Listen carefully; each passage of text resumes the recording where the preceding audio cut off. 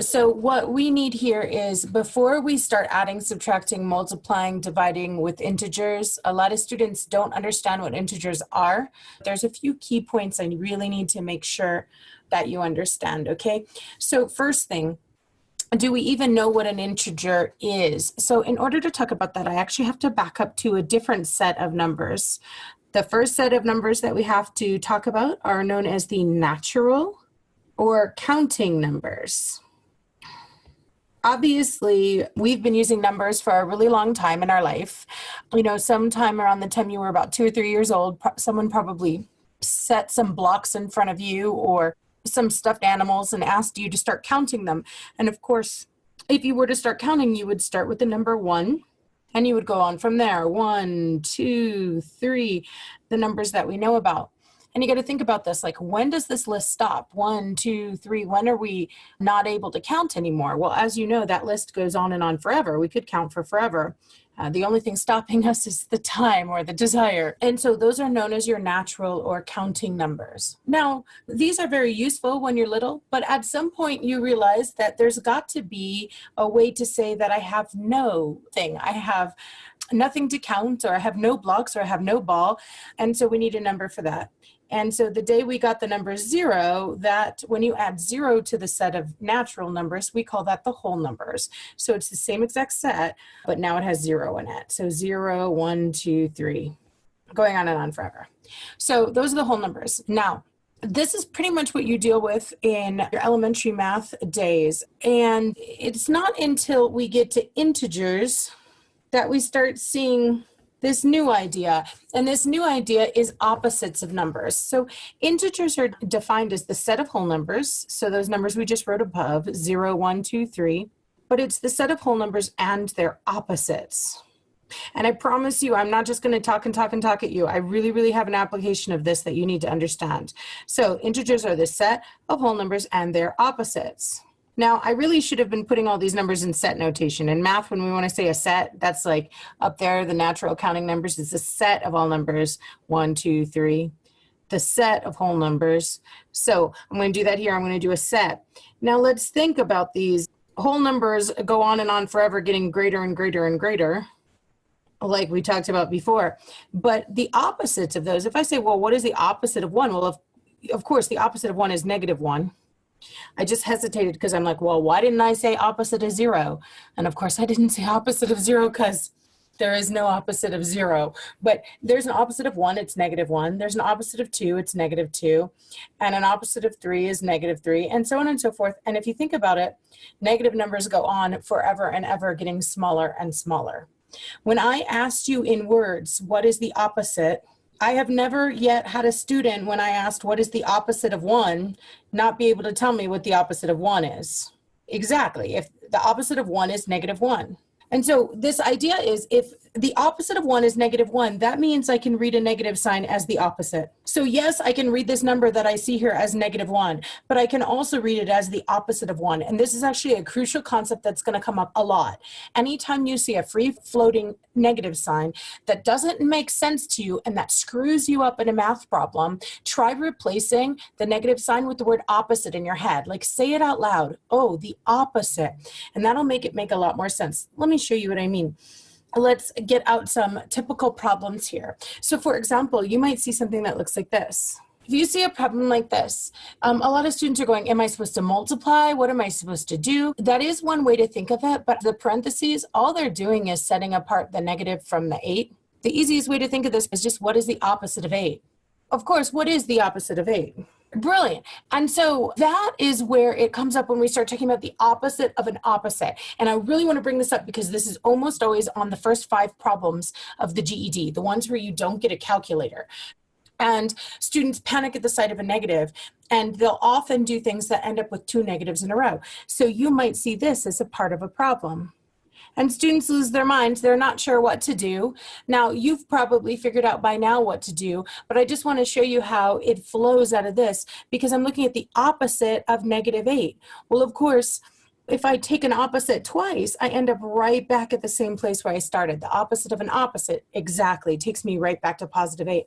And notice that I didn't bother to put a +8. Now, I could have. This is exactly the same as plus or +8, but you'll never see a math teacher do this because we're so lazy. We'll just write plain old 8, right, instead of +8. So this actually comes up all the time in math applications. So what I wanted to look at with you was just a few applications of this on the GED itself. So one application of this concept.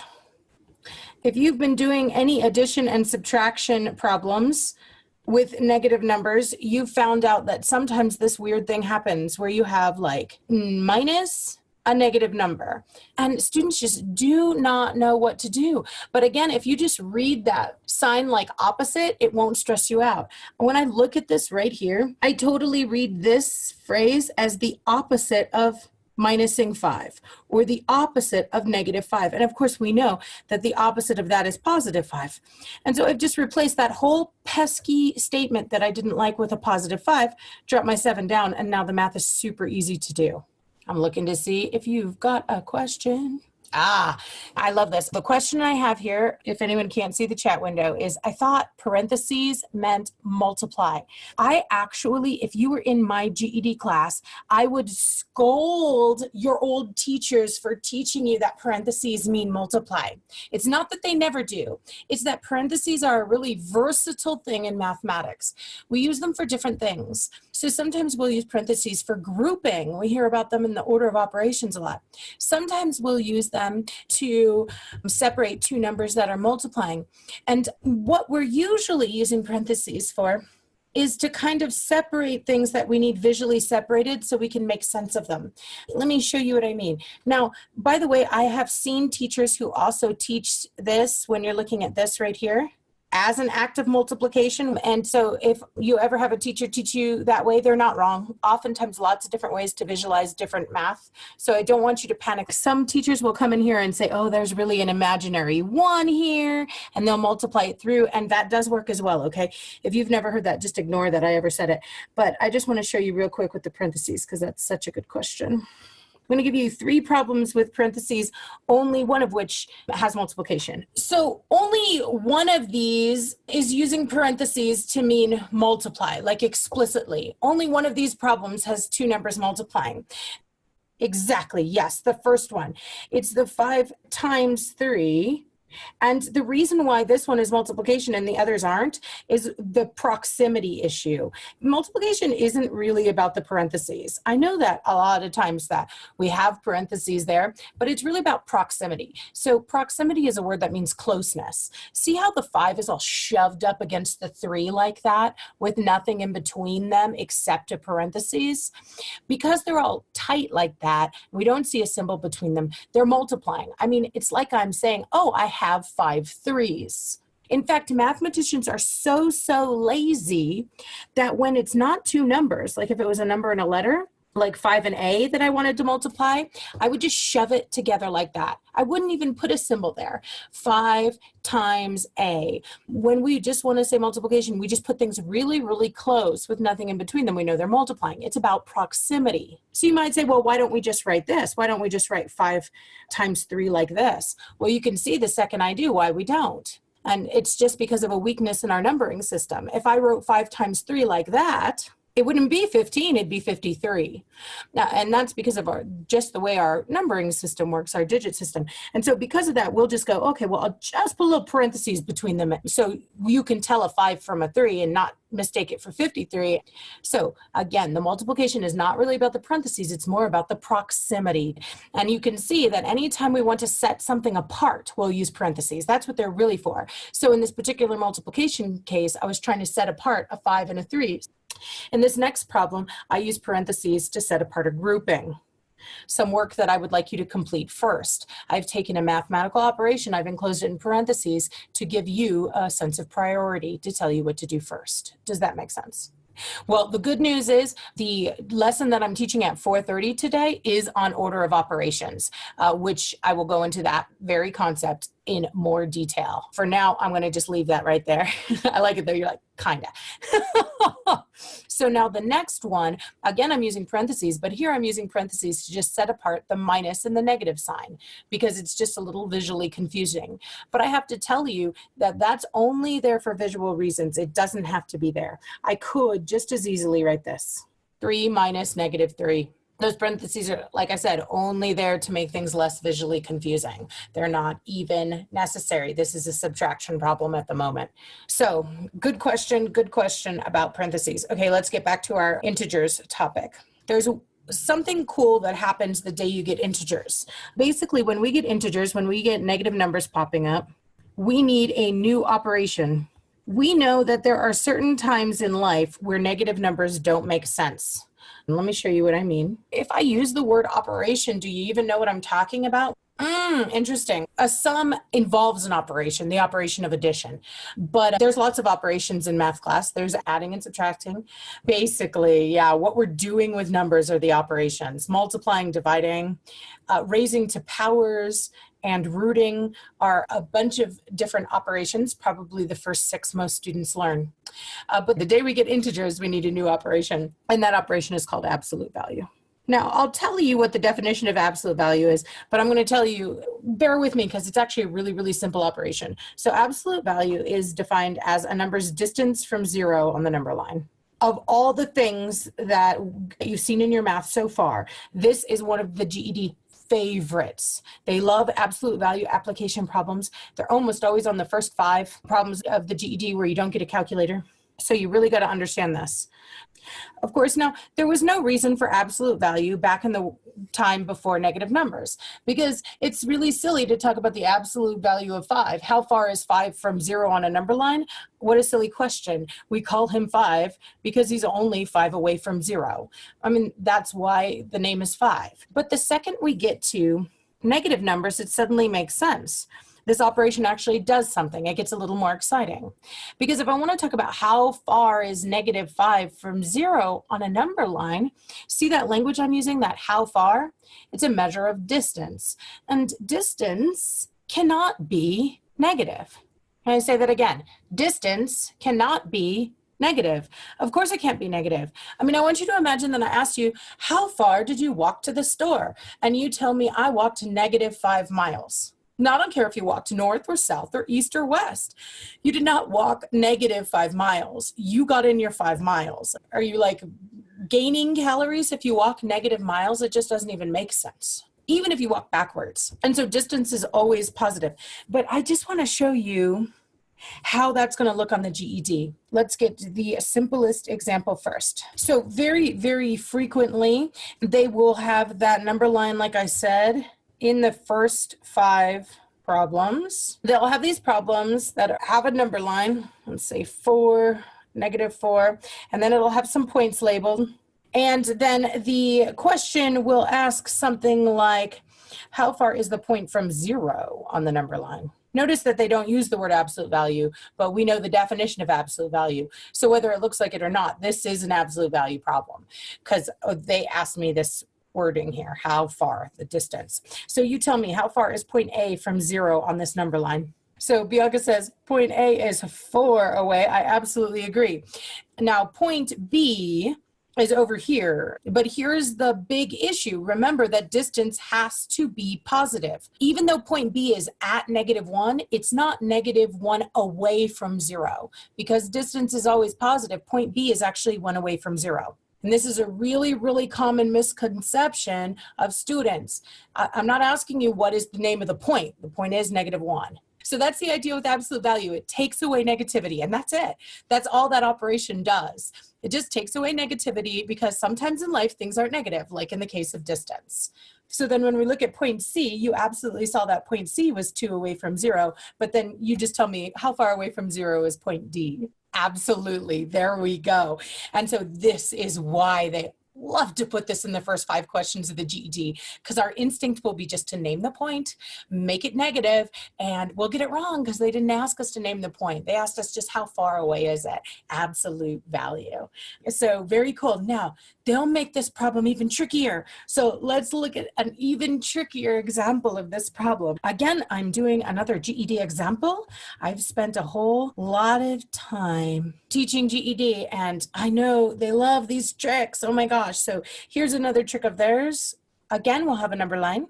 It'll look almost the same here. It'll have a few points, and it'll be asking you the exact same question. Again, I would like to ask you, how far is each point from 0 on the number line? And students tell me all the time that this is the exact same problem as the last one, and they don't see the difference. In fact, when I ask how far is point A from 0 on this number line, they'll tell me, oh, it's definitely 1. Oh yeah, I know it's 1. It makes me giggle every time because I'm like, well, here's point A right here, and there's the number 1 over here. So I want you to watch out for this trick. They don't have to count by ones. They don't have to. They can count by 2s. They can count by 5s. They could count by 20s. They could count by 167 if they really wanted to. Okay? We have no guarantee of what they're counting by. And here, they're being even ruder because they're counting by pieces that are smaller than 1. Can you see that? We have multiple pieces from 0 to 1. They are counting by some kind of fraction. Pieces and parts. And so students will panic, they'll lose their mind, I can't do fractions. And I'm like, every student I know can count the number of pieces. So help me out here. Let us count the number of pieces that we see here between 0 and 1. So I'm looking at this one whole thing, and I want to know how many pieces it's broken into. Looks like it's broken into 1, 2, 3 pieces. When you break one whole thing into 3 pieces, you just broke it into thirds. I started here and I counted 1, 2, 3. I'm not counting dashes, I'm counting like pieces, so that chunk. So I'm broken into thirds here. And so, yes, exactly. Point A is 1/3 away. And when you say 2/3, I'm not sure if you're talking about point B, C, or D. Point D is definitely 2/3 away. And so then how about point B, which is the one they'll probably do because they want to combine negatives and fractions on you? Yes, exactly. If I count point B, again, I'll start at 0 and I just moved 1/3 over that way. 1 out of 3. And then if I were to count here, 1, 2 out of 3, exactly. That's also 2/3 away. And see what snots they are? I mean, combining fractions with negatives, with absolute value, with number lines, all kinds of things going on, but you did it really well. So I'm going to give you one more example that would be just like that. Okay, let's take a look at another one. Oh, so distance, so all are positive numbers. Yes, absolutely, exactly right. Anytime I ask you about distance, the answer will be positive, irregardless of where the number is positioned. In fact, if you take away nothing else from this lecture, take that away, because they will not necessarily use the word absolute value. They won't necessarily have negative numbers. They won't necessarily have a number line, but they will put this word, just slip in how far, or just slip in a distance. They're going to expect you to know that whatever answer you get is going to be positive. So here's another great example of how they might do that. They might give you a couple points on a number line, and then they might say to you something like, what is the distance between points A and B? This isn't exactly an absolute value problem because I'm not asking you how far is A from 0, how far is B from 0, but by doing the absolute value, it's going to be really easy to see. Yes, I use the word distance, exactly. So I know my answer has to be positive. I'm saying it's not exactly synonymous to absolute value because absolute value is distance from 0. I say that again. Absolute value is distance from 0. So absolute value is a kind of distance. But I'm actually going to use the absolute value to solve this problem because you know what I see? I see that if I could just break it at 0, there are 2 spaces between A and B. There's the space from 0 to B, and there's the space from 0 to A. Both of those are in between A and B. So if you think about it, the distance is those 2 spaces put together. Does that make sense? Not sure. Let me keep talking and we'll see if it makes sense, okay? So let's look at the distance from 0 to point B. We already know that point B is 4.25. And so how far away is B from 0? Of course, B is just 4.25 away from 0, which makes sense. And that is B's absolute value if you think about it. That's how far B is away from 0. A has the same thing going on. How far away is A from 0? Well, A is exactly 3.7 away from 0. And if you think about it, that's A's absolute value. Now, if I want the distance between A and B, since they're on either side of 0, I could just combine these two numbers. If I subtract these two numbers that I've written down right now, I will get a very small number. It will be less than 1. We can see that these two numbers are much further apart. And so what I'm actually going to end up doing, I have this piece and I have that piece. Do you hear that and language? I have this piece and, okay, I need to put them together. I need to total them. I have two separate pieces. Because I have them as both positive, as I total them, they're going to add up to the total distance between here. And so I'm going to add them up. Did I really write 4.25? Oh, I see what I did. I wrote 4.5 over here. Yeah, that was 4.2. Sorry, I mixed up my 4.2 with my 5. But anyway, 3.7 and 4.2 will give me a 7.9. So I can see the distance between the two is 7.9. Glorious. Now, you're probably thinking, Kate, I know something. I know that if I wanted to find the distance between two numbers, I would actually need to subtract, which is probably why you said subtract to me. It's like, no matter what your diagram looks like, Kate, when we try to find the space between two things, we usually subtract. And let me show you how we really did subtract, whether you realize it or not, okay? I want to show you something kind of cool. You're like, Kate, we did not subtract, we added right there. I see that addition. Let me show you. Busting back out that number line. And this time I would like to get some numbers that make a little more sense to us so you can see what I mean. I want to get some just nice, easy numbers going on here. So if I were to ask you, like, how far is it from point A to point B? What is the distance between point A and point B? That would be super easy for you. You would tell me what? There we go. Okay, cool. So definitely the difference between point A and point B is 2, because I could just count 1, 2. There's 2 spaces between them. Super nice. Now let's think about how we would do that mathematically. How could I take the numbers 1 and 3 and get this number of 2? So I totally agree that if I were just taking two numbers, like the number 3 and the number 1, and I wanted to find their distance away from each other, that I could subtract. That would work. But I have a question for you. How would I have to subtract these in order to get an answer that makes sense? Take a look at this. If I were to just subtract them the way I see them, like point A and point B, the distance between A and B, and I were to subtract them this way, 1 minus 3, what would I get if I did the problem this way? I should get 2, but I'm not going to get 2. If I have only 1 and I take away 3, I just took away more than I had. And so it's a difference of 2, but I'm going to end up in the hole. I'm going to end up at -2. I only had 1. It's like I had $1 in my pocket, and then I went and spent 3. Can you see how that math doesn't really work? Okay, so there's a couple ways I could do it. A couple ways that I can do it to make sure, because I know distance has to be positive. I know it has to be positive. Now, I could just flip the order if I wanted to. You know, I could do B minus A. I could make sure that the larger number comes first. 3 minus 1 will be 2. And so I could do that. But sometimes in algebra, we won't always know which one's the larger number, especially if I'm calling the two numbers X and Y. I won't always know which one's the larger number. So I need an operation that turns all things positive. I told you we do have an operation that turns all things positive. So I want you to imagine that I had two numbers that I just didn't even know what they were. So like maybe they're X and they're Y. Now I want to find the distance between X and Y on a number line. Well, I know I can just subtract, but I have to make sure that my answer is going to be positive. And I can't make sure that they're going to be positive by making sure that the larger one comes first, because I don't know which one's larger. How am I supposed to know which one's larger? Could be X, could be Y.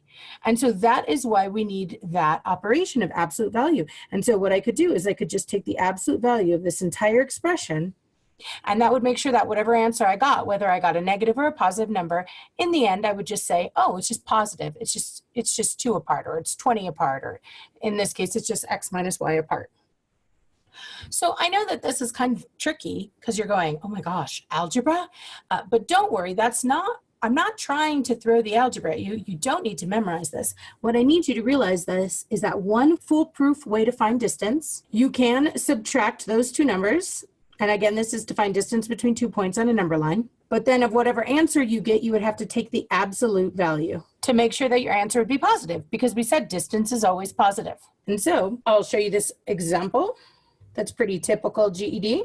They would have a number line. It would not be labeled. You would not necessarily know these points. And they would say, write an expression that represents the distance from point A to point B.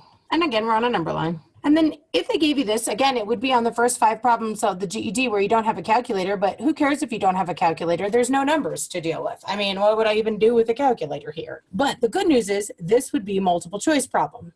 So you wouldn't have to remember this off the top of your head. You would just have to recognize a right answer when you saw it. And math teachers in general, not just the GED, are pretty predictable. We know what fools you guys. So the answers would probably look like this. There would be an A minus B, an A plus B, an absolute value of A minus B, and an absolute value of A plus B. And so we have to know that there's 2 things to distance.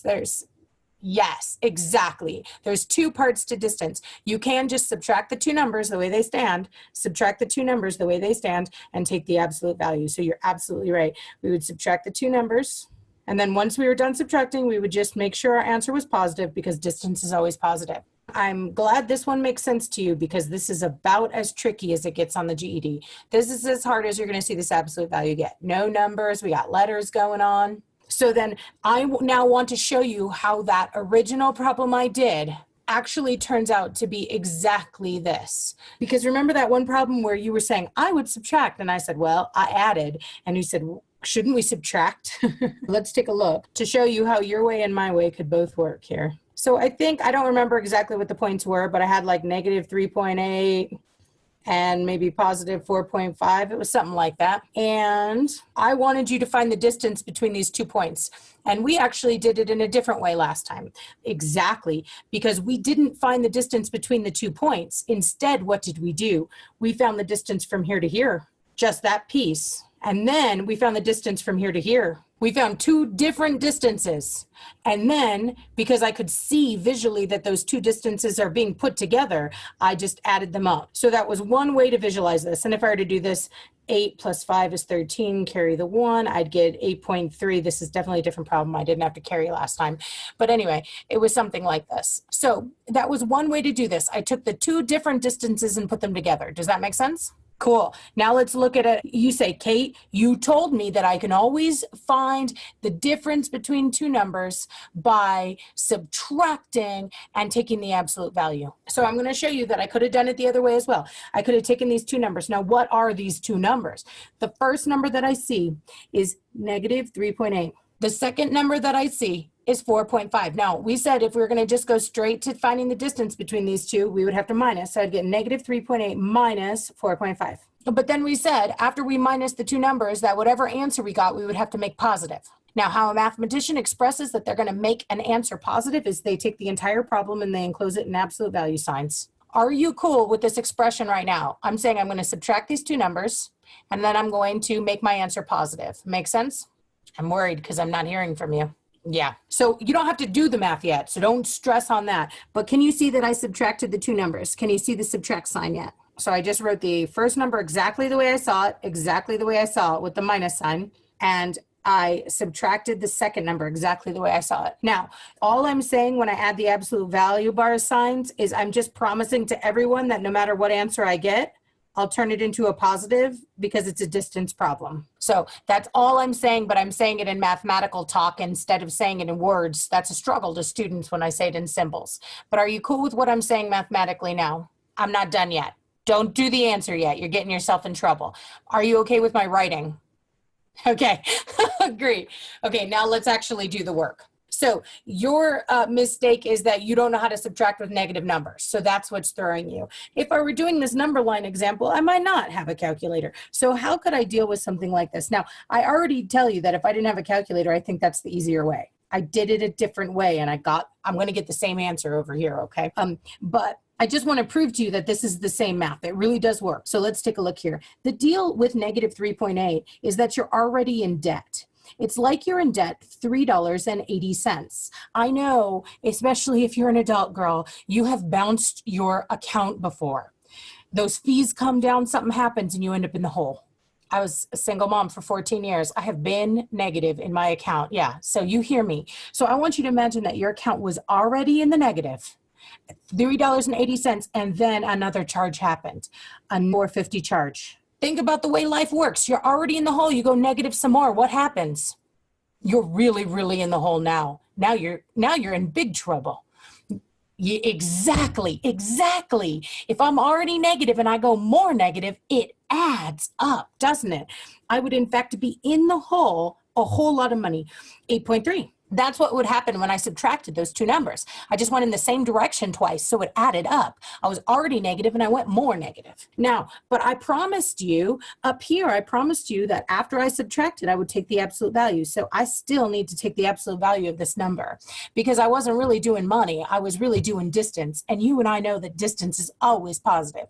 So it got negative 8.3, but I'm going to call it positive 8.3 because it was a distance problem. Look at that. Good math always works.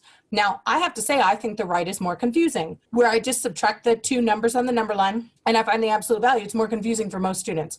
Most students have an easier time taking the distance from here to here, the absolute value, and the distance from here to here, the absolute value, and then just putting the two together. So I don't care which way you do it, they both work. Which way makes most sense to you? Shoot, then do it that way. Just know why you're doing what you're doing. This actually happens all the time, and students don't realize it. I'm going to show you, oh, here's a great example. Here's a great example problem. You ready? I don't run out of example problems, do I? Let's look at this other one that always tricks students, okay? They'll say the average January temperature in Honolulu, Hawaii, don't we wish we were in Hawaii, right? Is, I don't know, probably like 68 degrees.